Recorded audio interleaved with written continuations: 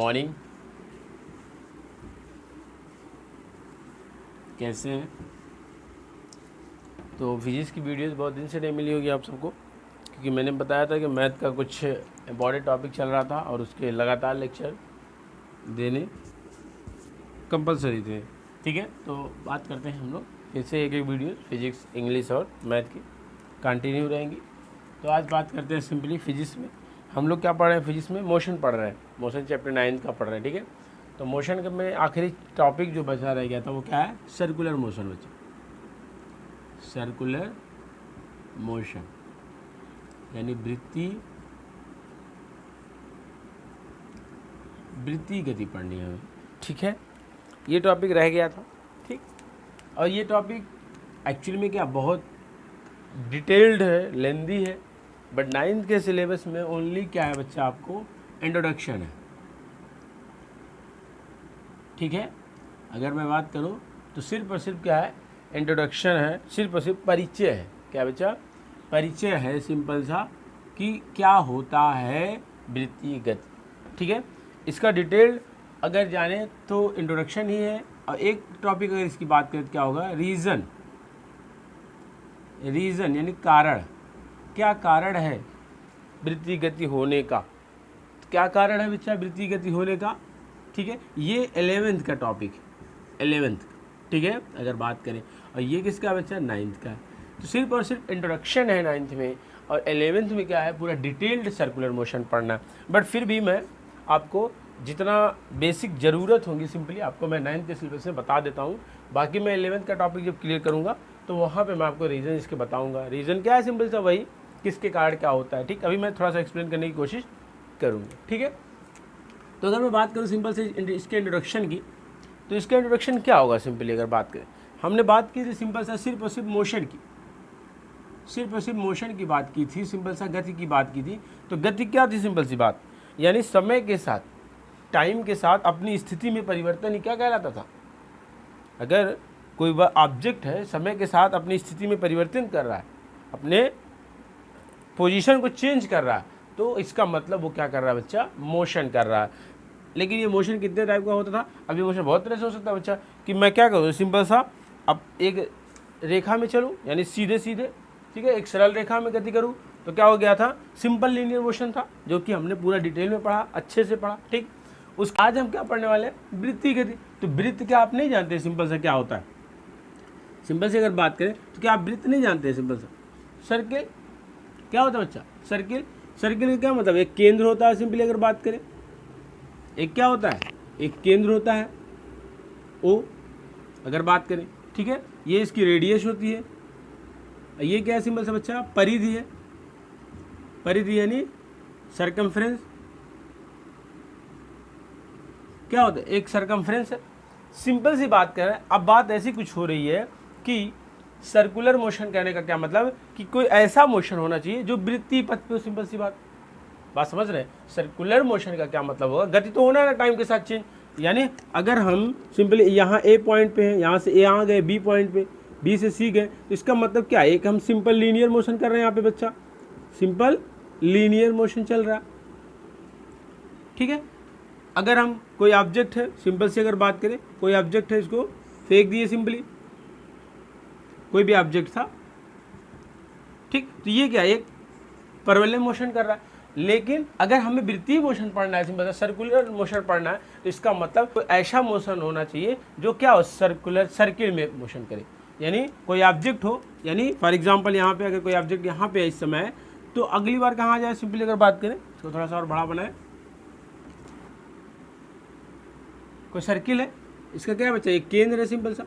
तो इसमें सिचुएशन में क्या हो सकता है कि कोई ऑब्जेक्ट यहाँ पे हो, सिंपल सा यहाँ से यहाँ पहुँच जाए, फिर यहाँ पहुँच जाए, यहाँ पहुँच जाए सिंपली, फिर यहाँ। यानी ये ऑब्जेक्ट कैसे मूव करना चाहिए? किसी सर्किल के परिधि में ही, सर्किल के परिधि में। तो क्या यहाँ से अगर इंट्रोडक्शन की बात करें, क्या डेफिनेशन निकल के आया कि ऐसा मोशन जो वृत्तीय पथ पर गति करे, ऐसी गति जो वृत्तीय पथ पर हो। सिंपल सी बात करें, ऐसी गति जो वृत्तीय पथ पर हो, सिंपल सी बात करेंगे तो क्या हो जाएगा? सर्कुलर मोशन हो जाएगा, यानी वृत्तीय गति हो जाएगी।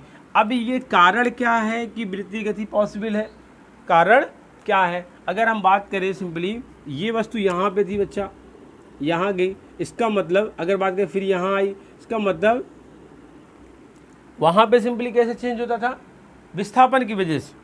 लेकिन यहाँ पे भी विस्थापन होगा, बट ये क्या होगा? कोण के फॉर्म में होगा, कोण के फॉर्म में होगा। मान लेते हैं क्या है कि डेल थीटा है, ठीक है, चेंज हो रहा है, ठीक है, यहाँ से यहाँ फिर यहाँ। हम लोगों ने पढ़ा था वेग, हम लोगों ने पढ़ा था चाल। तो वेग क्या था बच्चा? विस्थापन, विस्थापन बटे समय था, और ये क्या था? दूरी बटे समय था। ठीक, ये बात ठीक है नहीं बात? ये वेग था और ये चाल था।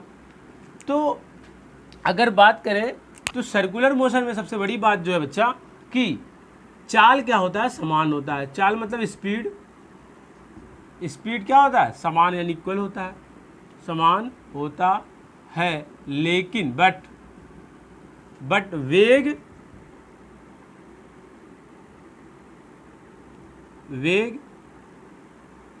की दिशा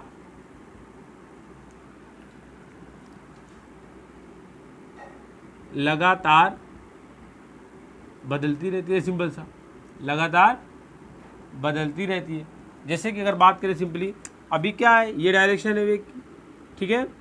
अगर बात करें ये v1 है, इधर क्या है? ये v2 है, इधर क्या है? ये v3 है, इधर क्या है? ये क्या है? v4 है, ठीक है। ये क्या है बच्चा? v5 है, ये v6 है, ये v7 है। तो ये सारे केसेस क्या है बच्चा? देखिए मैग्नीट्यूड नहीं चेंज हो रहा। मैग्नीट्यूड क्यों नहीं चेंज हो रहा है? मैं भी समझा रहा हूँ आपको। मैग्नीट्यूड नहीं चेंज हो रहा, बट डायरेक्शन देखिए, कभी इधर है, कभी इस साइड, कभी इस साइड, कभी इस साइड। इसका मतलब सर्कुलर मोशन की सबसे बड़ी प्रॉपर्टी क्या हुई? उसमें चाल तो समान होता है। चाल और वेग में क्या अंतर है? जो चाल है वही वेग है, बट जब चाल को डायरेक्शन के साथ ले लेते हैं, सिंपल सा क्या हो जाता है? वेग बन जाता है। जब चाल को डायरेक्शन के साथ ले लेते हैं तो सिंपल से क्या हो जाता है बच्चा? वेग हो जाता है। चाल और वेग में कोई डिफरेंस है क्या? ना यूनिट में, ना डेफिनेशन में, ना फार्मूले में, बट सिंपल क्या इसमें इसके डायरेक्शन को भी इंक्लूड कर ले तो वो क्या हो जाता है? सिंपली वेग हो जाता है। इसमें मतलब चाल तो क्या है? कांस्टेंट है, बट डायरेक्शन क्या है? अलग अलग है। तो ये कह सकते हैं कि वेग लगातार वेग परिवर्तित हो रहा है। सिंपल सा ये कह सकते हैं कि नहीं? वेग परिवर्तित हो रहा है, वेग परिवर्तित हो रहा है, इसका मतलब त्वरण उत्पन्न होगा।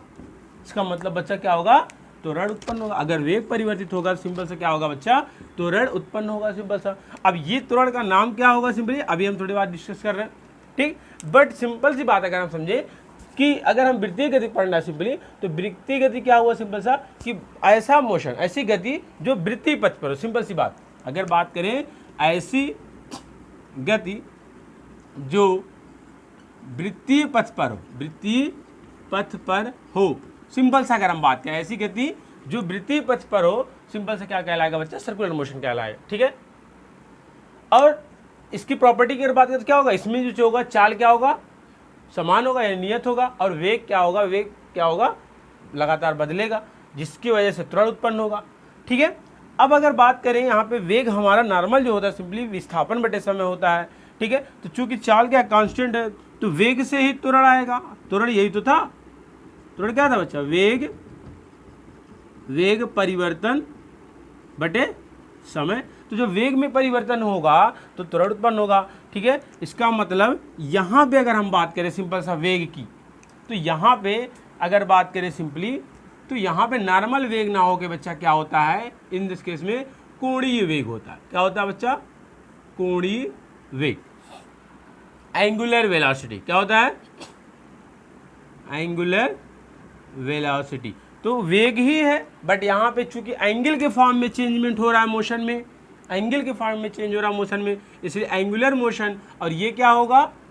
एंगुलर मोशन मतलब ये क्या है?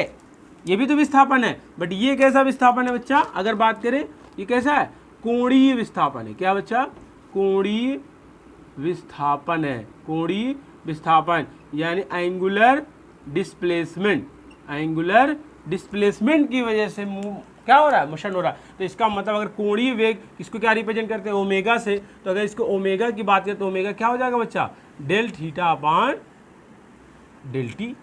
ठीक है, यानी समय के साथ अगर कोणीय विस्थापन में परिवर्तित होगा तो वो क्या कहलाएगा बच्चा, कोणीय वेग कहलाएगा। क्या कहलाएगा, कोणीय वेग कहलाएगा। ठीक है, अब अगर बात करें त्वरण की तो सिंपल सा कुछ नहीं, त्वरण भी ऐसे ही होता है, जैसे वहाँ पे नॉर्मल वेग होता था, रेखीय वेग होता था तो रेखीय त्वरण उत्पन्न होता था, यहाँ पे कोणीय वेग होगा तो सिंपल सा कोणीय त्वरण उत्पन्न होगा। एंगुलर एक्सेलरेशन, एंगुलर एक्सेलरेशन की अगर बात करें तो इसको अल्फा से रिप्रेजेंट करते हैं, और अल्फा सिंपली क्या होगा, del omega by del t, simple सा। ठीक है, मतलब उसके कोणीय वेग में परिवर्तन जो होगा समय के साथ वो क्या कहलाएगा, कोणीय त्वरण कहलाता है। ठीक है, तो ये क्या चेंजमेंट था, वहाँ पे रेखीय गति की बात थी, सिंपल सा, ये कोणीय वेग, मतलब वहाँ पे रेखीय में सिंपल सी नॉर्मल विस्थापन था, यहाँ पे कोणीय विस्थापन है, क्योंकि कोण के विस्थापन की वजह से सिंपली जो मतलब वेग हमें मिल रहा था वो क्या हो गया बच्चा, कोणीय वेग हो गया। तो सिंपली अगर बात करें, हमें जो 9th के सिलेबस में पढ़ना है, सिंपल सा आता है टॉपिक क्या लिखना कि circular motion, define the circular motion. ठीक है, और सिंपल सा ऐसा मोशन, ऐसी गति जो वृत्तीय पथ पर हो, सर्कुलर पाथ पे हो, सिंपली वो क्या कहलाएगा बच्चा, वृत्तीय गति। इसमें कुछ अगर बात करें फीचर्स क्या होगा, इसमें चाल क्या होगी, नियत होगी, और वेग क्या होगा, परिवर्तन, और वेग परिवर्तन की वजह से सिंपल सा त्वरण क्या होगा बच्चा, रिलीज होगा। बात करें अब अगर हम बात करें सिंपली कि कोणीय त्वरण, ठीक है, और कोणीय वेग, एक रेखीय वेग है और रेखीय, यानी ये क्या है सिंपल सा, ये v है बच्चा, ये a है। ठीक है, अगर मैं इनमें रिलेशन की बात करूं, रिलेशन ये हम लोग डिराइव करेंगे, relation between omega and v। ठीक है, ओमेगा एंड v, तो सिंपल से क्या होता है, v बराबर r ओमेगा होता है बच्चा, v बराबर r ओमेगा। ठीक है, अब अगर बात करें, ये r क्या है, वृत्त की त्रिज्या है, यही सिंपल सा। ठीक है, v बराबर r ओमेगा। इसी प्रकार से अगर बात करें relation between a and alpha, तो इस सिचुएशन के लिए क्या हो जाएगा बच्चा, a बराबर हो जाएगा बच्चा r अल्फा, कोणीय रेखीय त्वरण बराबर क्या हो जाएगा, ये हो जाएगा। तो ये रिलेशन है, सब कुछ देखा जाए, सब कुछ समझ में आ गया क्या होता है, वृत्तीय पथ पर मूव करे तो सर्कुलर मोशन हो जाएगा, इसमें चाल क्या होगा, नियत होगा। ठीक है, वेग परिवर्तन होगा, वेग परिवर्तन के कारण त्वरण उत्पन्न होगा। ठीक है, अब अगर बात करें सिंपली इसके कारण क्या है होने की, तो यही बच्चा जो इसका कारण है, सिंपली ये जो कारण है इसका, यही 11th में हमें पढ़ना है। 11th में इसका रीज़न ही पढ़ना है कि ऐसा क्यों होता है। मैं अभी के लिए आपको बता देता हूँ, सिंपली स्क्रीनशॉट ले लीजिए। ठीक है, स्क्रीनशॉट ले लीजिए।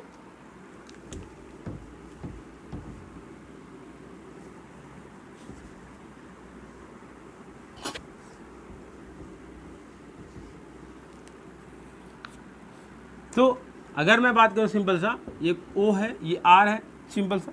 ठीक, तो ये चेंजमेंट जो हो रहा है, इसका मतलब कि ये इधर कोई एक्सेलरेशन लग रहा है ना, ये होता है अभिकेंद्रीय त्वरण। क्या होता है बच्चा, अभिकेंद्रीय त्वरण, सिंपल से अगर बात करें। ठीक है, सेंट्रीपिटल एक्सेलरेशन क्या होता है बच्चा, सेंट्रीपिटल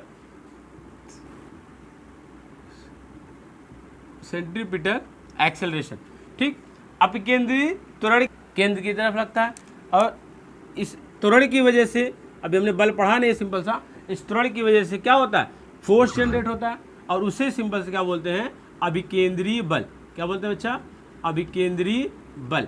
ठीक है, और इसी अभिकेंद्रीय बल के कारण वृत्तीय गति क्या होती है, पॉसिबल होती है। यानी वृत्तीय गति होने का रीजन क्या है, अभिकेंद्रीय बल। ठीक है, अभिकेंद्रीय बल कोई नया बल नहीं है, सिंपल सी बात करें अगर बच्चा, कोई भी नया बल नहीं है। ये क्या होता है, सिंपल सा सिचुएशन पे डिपेंड करता है। जैसे अगर हम बात करें, एक कोई पत्थर है, रस्सी से हम क्या कर रहे हैं, इसको सर्कुलरली मूव करा रहे हैं, तो इस समय अभिकेंद्रीय बल का कौन काम करेगा बच्चा, टेंशन करेगा, तनाव क्या करेगा बच्चा, तनाव करेगा। पृथ्वी घूम रही है, ठीक है ना, पृथ्वी सूर्य के चारों तरफ घूम रही है, वहाँ पे कौन सा अभिकेंद्रीय बल काम कर रहा है, ग्रेविटेशनल फोर्स, गुरुत्वाकर्षण बल काम करता है बच्चा। क्या बच्चा, दो चार्ज के बीच में क्या काम करता है, प्लस माइनस के बीच, इलेक्ट्रोस्टैटिक फोर्स, तो यानी अभिकेंद्रीय बल कोई नया बल नहीं, सिंपल ये सिचुएशन पे डिपेंड करता है कि उस समय केस क्या चल रहा है, एग्जांपल्स क्या चल रहा है। इस प्रकार इसका मतलब ये पता चला कि कोई भी सर्कुलर मोशन अगर हो रहा है, कोई भी वृत्तीय गति हो रही, तो इसका मतलब क्या रीजन है उसका, अभिकेंद्री बल की कारण क्या हो रहा है, सिंपल सा। अभिकेंद्री बल कहाँ से आएगा, अभिकेंद्री त्वरण के बाद। अभिकेंद्री त्वरण कैसे उत्पन्न हुआ, क्योंकि वेग परिवर्तित हो रहा है बार बार, ठीक है, वेग परिवर्तन हो रहा है जिसकी वजह से त्वरण उत्पन्न हुआ, त्वरण की वजह से बल उत्पन्न हुआ, इसलिए इसका नाम क्या दे दिया, अभिकेंद्री त्वरण और अभिकेंद्री बल, क्योंकि केंद्र की तरफ लगने वाला त्वरण और बल है, इसी वजह से बस क्या नाम दे दिया गया है, अभिकेंद्री बल। इसमें थोड़ा सा और आगे अगर बात करेंगे तो जाहिर सी बात है कोई बल अपने आप तो चलेगा नहीं, अगर कोई चीज़ इधर जा रहा है, कोई इधर मुंह कर रहा है, तो इसको बैलेंस करने के लिए भी कोई होगा ना, अगर बैलेंस करने के लिए नहीं होगा सिंपली, तो इसको बोलते हैं एफसी, केंद्र की तरफ सेंट्रीपिटल, और इसको बोलते हैं सेंट्रीफ्यूगल। क्या बोलते हैं, सेंट्रीफ्यूगल, यानी अपकेंद्री बल। तो इसको बैलेंस कौन करता है बच्चा, अपकेंद्री बल करता है। तो चूंकि मुझे बताना था सिर्फ सर्कुलर मोशन क्या होता है इंट्रोडक्शन पर, मैंने बता दिया रीजन क्या है। रीजन क्या है बच्चा, कि अपकेंद्री बल की वजह से सर्कुलर मोशन होता है, ठीक है। और ये अपकेंद्री बल क्या, केंद्र की तरफ लगता है, और इसको बैलेंस करने के लिए कौन फोर्स होता है, एक छदम बल होता है, जिसका क्या नाम है, अपकेंद्री बल। तो अपकेंद्री बल को क्या करता है, सिर्फ और सिर्फ अपकेंद्री बल को क्या करता है बच्चा, बैलेंस करता है, क्या करता है, संतुलित करता है। और ये अभिकेंद्री बल कोई नया बल नहीं है, ठीक है, इसके बारे में कोई डिटेल स्टडी थोड़ी करना, यानी ये सिचुएशन पे डिपेंड कर रहा है कि जैसा जैसा एग्जांपल का केस होगा वही टेंशन ही क्या हो जाएगा, अभिकेंद्री बल बन जाएगा, इलेक्ट्रोस्टैटिक फोर्स ही क्या हो जाएगा, सेंट्रीपिटल फोर्स हो जाएगा, सिंपल सी बात करें, ठीक है। तो सिंपल सा जो क्या था, ये एक रीजन था सर्कुलर मोशन का, ठीक है। सर्कुलर मोशन का रीजन क्या, अगर कोई पूछे सर्कुलर वृत्तीय गति क्या होती है, तो ऐसी गति जो वृत्तीय पथ पे हो बच्चा, सिंपल सा क्या होगा, वो सर्कुलर मोशन होगा। इसका कारण क्या है, अभिकेंद्री बल है। कैसे होगा इसके बारे में और डिटेल हम पढ़ेंगे। वहाँ पे नॉर्मल रेखीय वेग होता था, यहाँ पे क्या होता है बच्चा, मैंने आपको पीछे बता दिया अभी जस्ट, क्या होता है, कोणीय वेग होता है। ऐसे ही वहाँ पे रेखीय त्वरण, यहाँ पे कोणीय त्वरण, ठीक है। तो होप कि आपको इंट्रोडक्शन ऑफ सर्कुलर मोशन समझ में आया होगा, ठीक है। वृत्तीय गति क्या होती है, उम्मीद है कि चीज़ें आपको समझ में आएगी, ठीक है। अब ये टॉपिक हो गया खत्म। ये टॉपिक क्या हो गया, 9th का ये जो मोशन हमने टॉपिक शुरू किया था ये खत्म हो गया। अगला बार क्या शुरू करेंगे हम, नेक्स्ट टाइम हम लोग फोर्स शुरू करेंगे। फोर्स पहले बार डिस्कस करेंगे क्या होता है, क्या आपको समझ में आ रहा है बच्चा, तो क्या करें, ज़्यादा से ज़्यादा शेयर करें, ठीक है, ताकि लोग वीडियोज़ देख सकें, और सब्सक्राइब करें, ठीक है। जो अभी तक सब्सक्राइब ना किए चैनल को सब्सक्राइब कर लें, ठीक है, ताकि जैसे ही मैं वीडियोज़ को डालूँ तो आपको मिलती रहे, ठीक है, ठीक है। फिर मिलते हैं, तब तक के लिए धन्यवाद।